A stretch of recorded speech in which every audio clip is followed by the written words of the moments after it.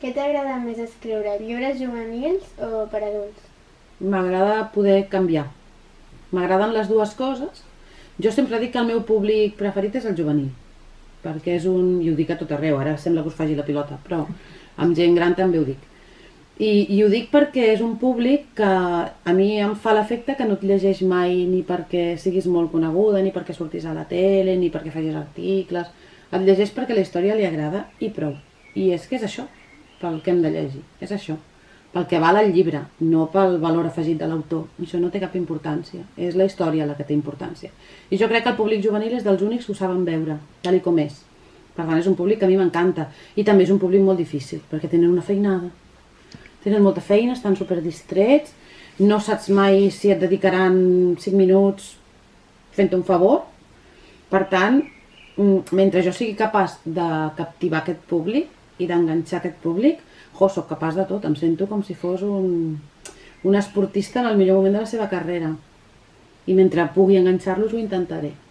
Per tant, m'agrada molt escriure per ells, però també m'agrada de tant en tant poder fer una altra cosa. I no avorrir-me per mi és molt important. No fer sempre les mateixes coses de la mateixa manera per mi és molt important. Tinc la sort de poder canviar. No només entre joves i adults, sinó també català i castellà, que escric en els dos idiomes. I això permet que mai m'avorreixo.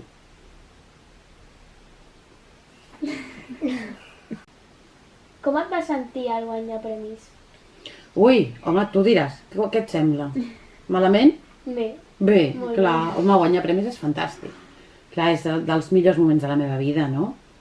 No exagerem, n'hi ha de millors. Per exemple, el naixement dels meus fills.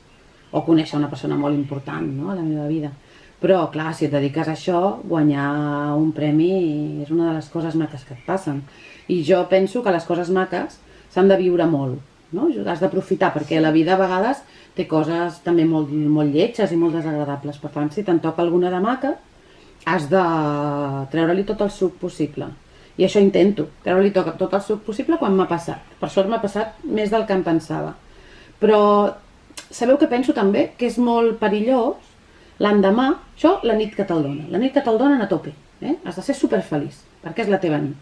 Però l'endemà ha de ser horrorós seure a la taula d'allà on estàs escrivint la novel·la, que està igual, la novel·la no s'ha tornat diferent, perquè ara t'hagin donat un premi, ni l'ordinador quan arribes et fa una reverència perquè t'han donat un premi. No, està tot igual, tot igual. I és molt difícil escriure, igual que sempre. Per tant, quan arribes a l'ordinador no pots estar pensant, ui, soc impressionant perquè mira quin premi m'han donat. Això t'ho has de treure del cap immediatament i no en recordar-te'n quan estàs escrivint. No pots escriure amb el cap ple de premis. Has d'escriure pensant que allò és molt difícil i que has de fer tot el que puguis per fer-ho bé. I els premis els oblides. Així que has acabat de celebrar-ho i els oblides.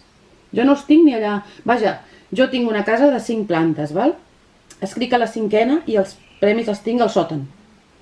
Per no veure'ls. Perquè no els vull veure. Perquè em fan nosa quan escric.